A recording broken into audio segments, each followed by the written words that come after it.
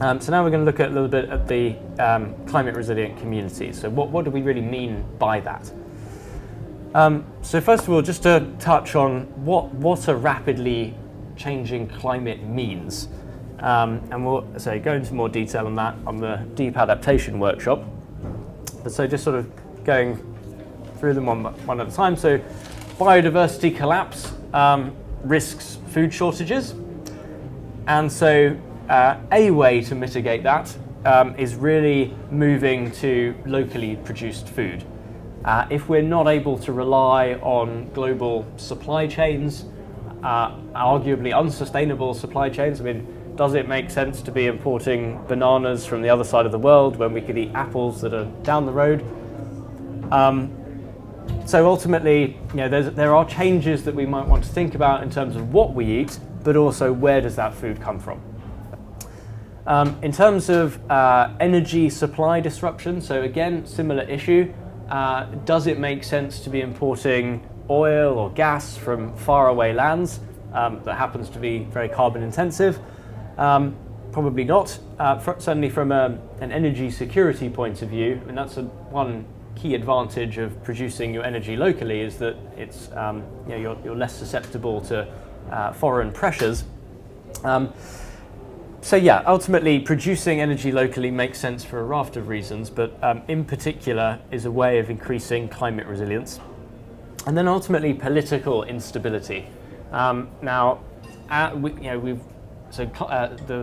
civil war in Syria has been, obviously there was many factors that contribute to something happening, but they had just experienced one of the most significant droughts, and it's widely touted as one of the sort of first major conflicts really triggered this century by climate change. So that was a few million refugees coming into Europe. We saw various political instability. If we have 2 billion refugees seeking to leave essentially the center of the Earth, the equator, which is going to become increasingly uninhabitable, there is a lot of disruption potentially lying ahead. And so really part of this is about, rather than perhaps thinking, moving towards fascism or racism, can we be offering an alternative narrative, one that is actually about building something more positive? And that's ultimately part of where we're coming from with this interdependence piece. One question. With the energy, the clean energy, I just wanted to ask you, is there still any research and development needed before it's actually, because isn't there a problem with the storage of the energy? Like we can't actually hold it in one place feasibly right now. Is that still a problem? I just wanted to ask you because I don't know. I'll come back to that one in just a minute, because there's a few slides ahead. But okay, okay, so I mean, just partly to answer that question, but it is so one of the main sort of breakthroughs, if you like, over the last 20 years is that so there's been an awful lot of investment and trial and error, such that the technology has increased, or that the efficiency of the technology has increased quite considerably, but also the cost has come down.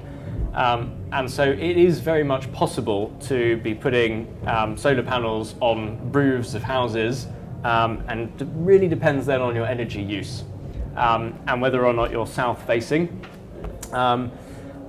There is now battery technology as well, which enables you to store energy locally, but it's really about economies of scale. So a large component of this project, and we'll talk a bit more about that, is it makes much more sense for a community of 100 or 200 homes to do something like this than it does for just one home and one house.